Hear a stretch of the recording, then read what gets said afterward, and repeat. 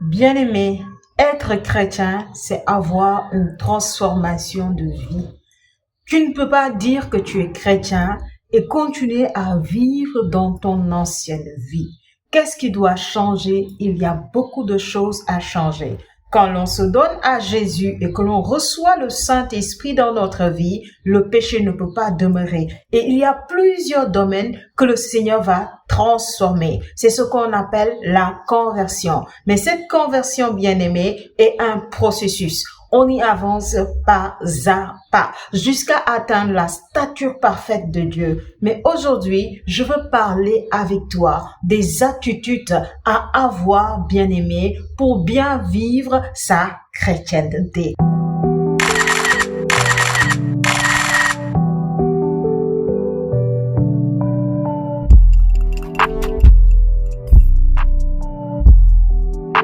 Shalom à toi, moi c'est Marie-Paul Pierre de Pleinement Soi. Je suis servante de l'Éternel, coach de vie, entrepreneur, présent sur les réseaux comme tu peux le constater. Sur ma chaîne YouTube, je te parle d'accomplissement, je te parle de te réaliser, d'accomplir ta vie de rêve, d'entrer dans le plan de Dieu pour ta vie tout simplement. Bien-aimé, si c'est un sujet qui t'intéresse, n'hésite pas à t'abonner à la page pour recevoir régulièrement nos contenus. Et si cela te bénit, n'hésite pas à nous écrire en commentaire, à laisser des pouces en l'air. Bien aimé, cela va nous fortifier à davantage t'apporter de la valeur pour que tu sois béni, mais également toutes les personnes autour de toi puissent être bénies également, parce que le Seigneur a fait de chaque être humain source de bénédiction. Et donc, quand on s'approche de lui, la grâce doit nous toucher et toucher les autres personnes autour de nous. Alors, n'hésite surtout pas à partager à ton entourage si ça te bénit, soit le canal par lequel ça puisse bénir aussi les autres. Alors, bien aimé, quelles sont les attitudes qui vont nous aider à bien vivre notre chrétienté? La première chose, bien aimé, c'est l'amour. Le commandement que Christ nous a donné, qui est d'ailleurs le plus important, c'est de vivre l'amour. Aimer Dieu de tout son cœur, de tout son âme, de tout son esprit, puis aimer son prochain comme soi-même. Bien-aimé, tu peux pas dire que tu es chrétien sans marcher dans l'amour. Bon, certains vont se dire, est-ce que l'amour que Dieu nous demande d'avoir, est-ce que c'est possible? Est-ce qu'on peut vivre cet amour? Par exemple, quand Christ dit, si on te gifle sur un joue, faut présenter l'autre. Est-ce que c'est facile à vivre? Est-ce qu'en tant qu'être humain, voilà, on peut vivre cet amour? Bien aimé, j'ai envie de te dire, si ça ne dépend que de toi, c'est perdu d'avance. Parce que aucun homme ne peut réaliser cela de lui-même. Mais avec le Saint-Esprit, c'est possible. Tout ce que Dieu te demande, bien-aimé, c'est d'accueillir sa grâce en prenant la décision. L'amour dont Dieu nous parle, c'est pas l'amour éros, c'est pas l'amour philéo. Quand on parle de l'amour éros, c'est l'amour des sens. C'est ce que tu ressens quand toi, l'homme, tu vois une belle femme et que ça t'attire. C'est l'amour éros que tu ressens, qui est l'amour des sens. L'amour philéa, c'est l'amour que l'on développe dans les amitiés. Quand tu vois un homme, vous vous ressemblez, vous vous liez en amitié. Quand tu vois une femme, vous vous appréciez, vous vous liez en amitié. Et c'est général entre le même sexe, l'amour philéa. Mais quand on parle de l'amour agapé, on est en train de parler de l'amour de Dieu. Seul le Saint-Esprit le déverse dans notre vie. Et cet amour prend sa source en Dieu, mais nécessite que l'on puisse prendre la décision. En réalité, c'est tout ce que Dieu te demande. C'est de prendre la décision, d'accueillir sa grâce et de te dire, désormais, je vais me laisser soutenir par Dieu afin de pouvoir marcher dans cet amour. Point. Les jours où tu tombes, Dieu te permet de te relever. Sur le chemin de la croix, Jésus est tombé 3 fois, mais 3 fois il s'est relevé et il a continué sa route. Bien aimé, il arrive que nous aussi, qu'on se sente faible, qu'on n'y arrive pas, qu'on tombe. Mais c'est justement à cet instant que tu dois pouvoir appeler le Saint-Esprit. Comme l'exemple des apôtres, lorsqu'ils ont commencé l'évangélisation et qu'il y a une opposition, ils se sont regroupés afin de pouvoir implorer Dieu de les remplir de son esprit pour qu'ils soient fortifiés et que rien ne les arrête. C'est tout ce que Dieu te demande. Prends la décision, marche dans cet amour et les jours où tu sens que tu es incapable, tu n'y arrives pas, prie encore plus fortement que le Seigneur puisse te combler de son esprit et que le Saint-Esprit développe en toi l'amour. Et tu vas te surprendre à poser des actes, à sourire là où avant tu allais peut-être t'énerver, être en colère. Tu vas te retrouver à développer des choses qui toi-même vont te surprendre parce que le Saint-Esprit est en toi et il te conduit. Bien aimé, quand cet amour est en nous, on ne peut pas dire que je ne vais jamais pardonner. Parce que l'amour agapé, c'est un amour qui prend sa source en Dieu, mais qui a besoin de décision, comme je l'ai dit. Donc, c'est à toi de prendre la décision. Maintenant, quelqu'un qui prend la décision de ne pas pardonner, il va limiter le Saint-Esprit. Voilà pourquoi la parole va dire de ne pas attrister le Saint-Esprit. Pourquoi? Parce qu'il y a beaucoup d'actes, il y a beaucoup de décisions, de choix que nous prenons, bien-aimés, qui attristent le Saint-Esprit. Alors, n'attriste pas le Saint-Esprit par une décision de ne pas pardonner.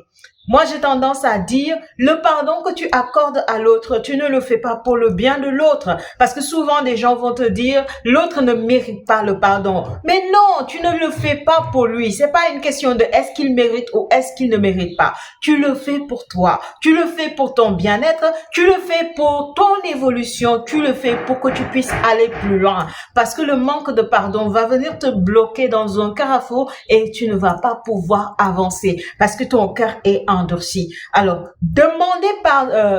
accorder le pardon, bien-aimé, c'est libérer son cœur. C'est accepter de se relever et d'aller de l'avant tout simplement. C'est enlever de son cœur tout ce qui va le pourrir, tout ce qui va venir comme noircir. Alors, deuxième attitude, ça va être quoi, bien-aimé? C'est la piété.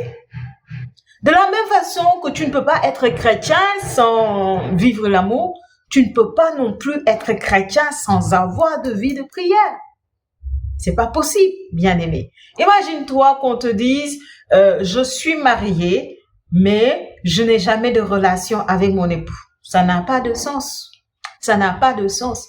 Ce qui fait l'essence même du mariage, c'est que je suis en lien avec quelqu'un dont je sais qu'il est mon époux ou mon épouse. Donc, je suis en lien avec un partenaire. Être chrétien, c'est accueillir Christ dans sa vie. Être chrétien, c'est marcher d'une manière qui glorifie Dieu. Tu ne peux pas vivre d'une manière qui glorifie Dieu sans Dieu dans ta vie.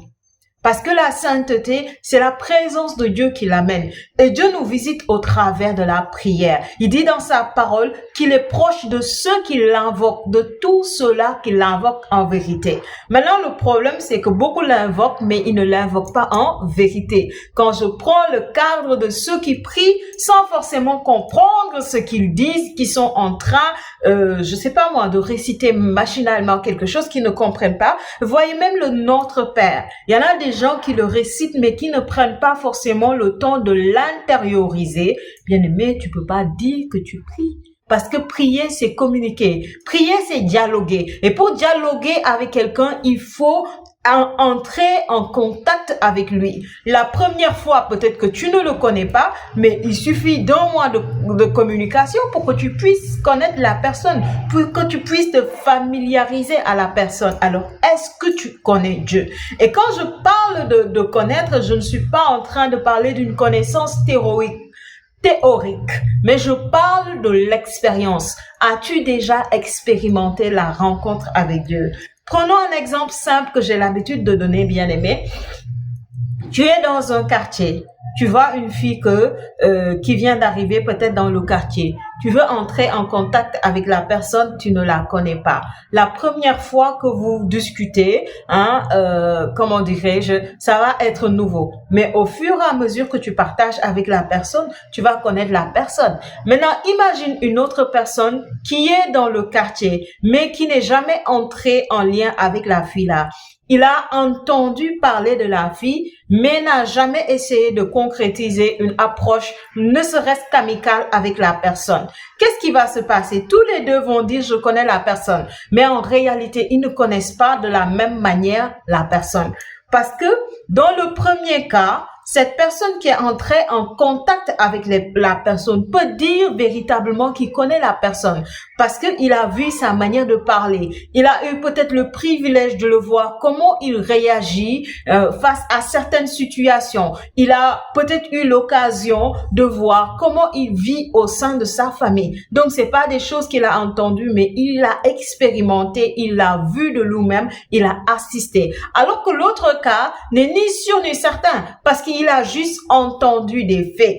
Est-ce que c'est vrai? Est-ce que c'est faux? Il ne sait pas. Donc, il peut pas dire qu'il connaît en profondeur. Alors, beaucoup d'entre nous, nous avons entendu parler de Dieu, nous avons entendu parler de l'évangile. Chaque dimanche, nous allons à la messe, à l'église. Voilà, ça fait que on entend régulièrement parler de Dieu. Mais bien aimé, est-ce que tu le connais réellement? Est-ce que tu as une relation profonde avec Dieu? Est-ce que tu as déjà eu à expérimenter les grâces de Dieu? Déjà, Jésus dit, mes brebis, ils connaissent ma voix, ils m'entendent et ils me suivent.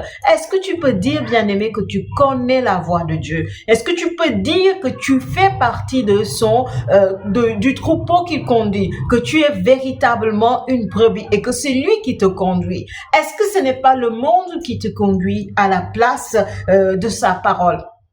Bien-aimé, à chacun de se revoir. Être chrétien, c'est avoir une vie de prière. Tu peux pas dire que tu es chrétien et que tu marches comme les autres. Non, non, non, non, non. Bien-aimé, ça ne marche pas. On change de vie et on prend sur nous d'avoir les attitudes d'une bonne vie de chrétienté. Être chrétien, bien-aimé, en troisième lieu, c'est également marcher dans la diligence. Parce que Dieu n'aime pas les paresseux. Dieu ne collabore pas avec les paresseux. Bien-aimé, tu peux pas dire que tu es chrétien pour vivre dans la paresse.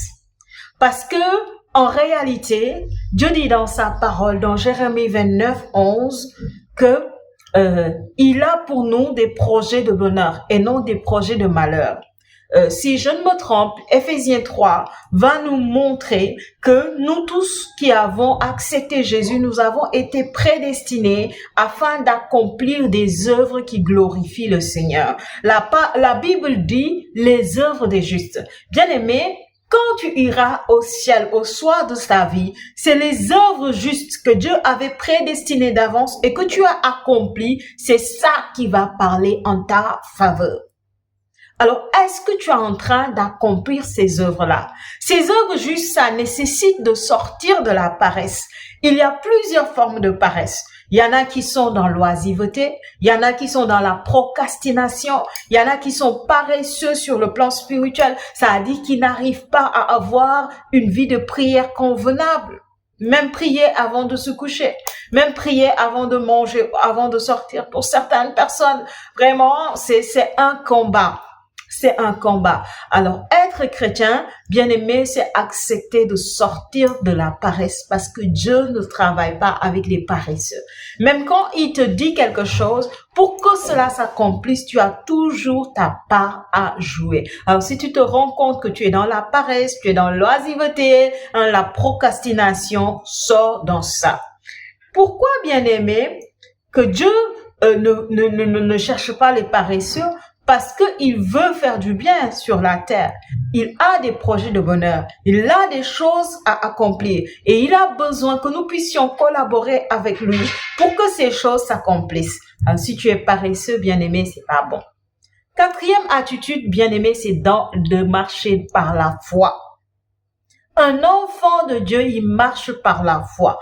Parce que Dieu a des pensées qui sont différentes de nos pensées. Il a des voies qui ne sont pas pareilles avec nos voies. Ce que Dieu te promet, ce que Dieu veut accomplir dans ta vie, bien-aimé, c'est par la foi que tu le saisis. C'est par la foi que tu l'actualises. C'est par la foi que tu l'amènes à être manifeste sur la terre des vivants. Si tu n'as pas la foi, c'est que c'est gâté. Si tu n'as pas la foi, c'est que c'est pourri. Et l'ennemi de la foi, bien-aimé, c'est la vision. Ce sont nos circonstances. Parce que lorsque Dieu va vouloir accomplir quelque chose dans ta vie, il y a tout ce qui se passe autour de nous qu'on appelle les faits réels qui vont venir comme contredire ce que Dieu a dit. Bien-aimé, si tu ne sais pas garder la foi, si tu ne sais pas marcher dans la foi, bien-aimé, ce sera difficile. Imagine que Dieu te dit que j'ai un projet de bonheur pour toi. Je veux que tu intègres telle entreprise et que tu sois une source de bénédiction. C'est pas parce que Dieu te l'a dit que tout va se faire facilement. Non, l'ennemi va se lever et il va utiliser ce qu'on appelle les avatars. C'est-à-dire, il va utiliser des personnes, des êtres humains pour te barrer la route. Tu vas vouloir peut-être aller déposer. Le gardien va te recaler par exemple, ou bien celui qui est là-bas ne va même pas prendre le temps de considérer ton dossier et de lire ton dossier. Et ce sont des choses qui peuvent venir te décourager pour te dire, mais Dieu a-t-il dit ou n'a-t-il pas dit? Bien-aimés, souvenons-nous que lorsque Dieu a dit à Abraham qu'il allait avoir un enfant, Abraham a dû patienter pendant 25 ans. 25 ans. Moi-même, il y a eu des moments où, quand je méditais la parole, je dis, mais Dieu, tu as béni Sarah ou tu l'as fatiguée? Parce que avoir une grossesse lorsqu'on est jeune, moi, j'ai envie de dire, c'est difficile parce qu'une grossesse n'est jamais facile, à moins que Dieu t'accorde vraiment une grâce. C'est difficile, mais on peut faire avec. Mais imagine que tu as 90 ans. Là où tu es fatigué, ton corps même est fatigué et c'est là qu'on va te donner cette charge. C'est un fardeau, bien-aimé, un fardeau qui n'est pas facile. Et souvent, quand on lit l'histoire, on voit la partie de Sarah n'arrivait pas à avoir des enfants. Il a eu un enfant et puis c'est merveilleux et puis c'est doux. Mais tout ce qu'il a dû endurer pendant les 9 mois, on ne l'imagine pas forcément. Elle était vieille et certainement ça n'a pas été facile pour elle. Lorsqu'on prend le cas de maman Marie, la mère de Jésus, avoir Jésus, ça n'a pas été facile pour elle. Ça a été un combat. Ça a été un combat. Alors la parole de Dieu dit, mon fils, si tu prétends servir le Seigneur, attends-toi à être éprouvé. Voilà pourquoi, bien-aimé, tu dois t'armer de courage, tu dois t'armer de foi, tu dois t'armer de diligence, tu dois t'armer de piété. Parce que ce sont des choses-là, tout simplement, qui vont pouvoir te faire sortir de l'affaire. Parce que la parole de Dieu dit, en Christ, on est victorieux. Mais bien aimé, pour déclarer quelqu'un victorieux, c'est qu'il y a un combat. Sans combat, on peut pas dire que quelqu'un est victorieux. Pour que tu sors victorieux d'une chose, c'est qu'il y a eu un combat derrière. Donc la vie de chrétienté, c'est une vie de combat. Donc il y a des attitudes à avoir, sinon tu t'en sors pas. Et la dernière attitude dont je veux te parler, bien-aimé, c'est la paix et la joie. Alors la parole de Dieu nous exhorte à être toujours dans la joie parce que c'est la joie du Seigneur qui est notre force. Et je ne sais, si je ne me trompe, c'est 365 fois, soyez dans la paix. Juste pour dire que, bien-aimé, Dieu nous donne sa paix, Dieu nous donne sa joie. Et Dieu veut que l'on puisse demeurer dans cette paix et dans cette joie. Alors, je sais que c'est pas facile, hein, parce que la vie de chrétien, c'est prendre sa croix et marcher derrière le Christ. C'est pas évident de demeurer dans la paix vu face au combat. C'est pas évident de demeurer dans la joie devant nos circonstances, devant ce que nous vivons. mais l'Esprit de Dieu est là pour nous assister. Alors toi et moi, nous allons tout simplement, bien-aimés, demander la grâce à Dieu pour qu'il nous donne d'être véritablement amour, pour qu'il nous donne de pardonner là où on doit pardonner, pour qu'il nous donne d'avoir une vie de prière, d'avoir la piété, pour qu'il nous donne d'être dans la diligence, de sortir de toute forme de paresse. Bien-aimés, nous allons prier pour que Dieu fortifie notre foi et qu'il nous donne de marcher véritablement dans sa paix et dans sa joie, afin d'avoir une vie chrétienne qui réussit, qui part de gloire en gloire, parce que c'est cela notre partage en Jésus-Christ de Nazareth. Seigneur notre Dieu, merci de nous remplir, merci de nous combler, merci de nous toucher. Nous te supplions, remplis-nous de ton amour, donne-nous la force de toujours pardonner, remplis-nous de foi, remplis-nous de piété, remplis-nous de diligence, remplis-nous de paix, remplis-nous de joie. Seigneur, enlève en nous la chair, enlève en nous tout ce qui n'est pas de toi et donne-nous d'aller de gloire en gloire pour ta plus grande gloire. Notre Père, qui es aux cieux, que ton nom soit sanctifié, que ton règne vienne, que ta volonté soit faite sur la terre comme au ciel. Donnez-nous aujourd'hui notre pain de ce jour.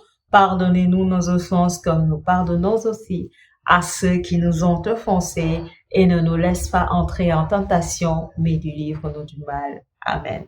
Alors bien-aimé, c'était ce que j'avais à partager avec toi aujourd'hui. Que le Seigneur te bénisse au nom de Jésus. Amen.